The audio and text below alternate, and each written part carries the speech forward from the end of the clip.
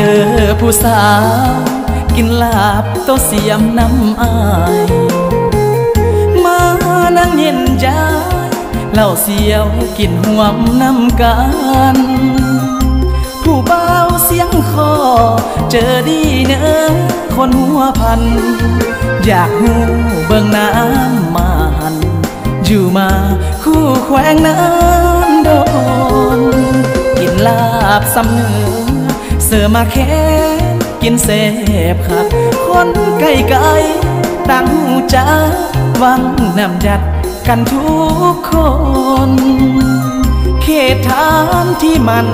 อุดมงามทุกแห่งหนผู้สามเศร้าเปรียบดังคนอาจหารกาหักษาเมืองลือดังโกวัดองค์ตื้อเมืองเสียงคอภาษากาวสมยองเยอวัดวาอารามงามหุ่งเฮืองหาดล้างเป็นทีทำมาหากินของสาวเมืองอารามงามเข้าหน้าเหลืองแสงแดดต้องฟ้าสดใสมาเด้อผู้สาวกินข้าวห่วมผ้านางไก่หมอบ่าวซอกซานคนนี้เนาะต้องการยิ่งหักคนหูใจเล่าสามีแล้วกับแก้มโตเสียมแสบแท้ใดห่วมดื่มกินนั่งซิดกายเปิดใจเว้าเรื่องความหัก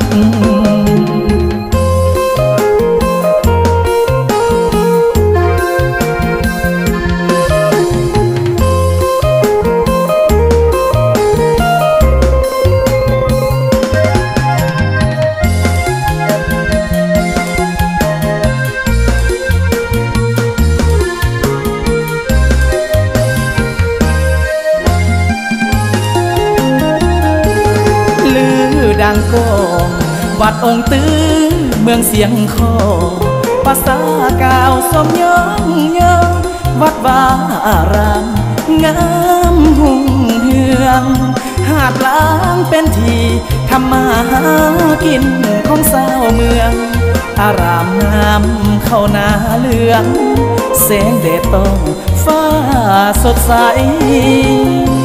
มาเด้อผู้สาวกินข้าวห่วมผ้านางไก่หมอบ่าวซอกซานคนนี้เนาะ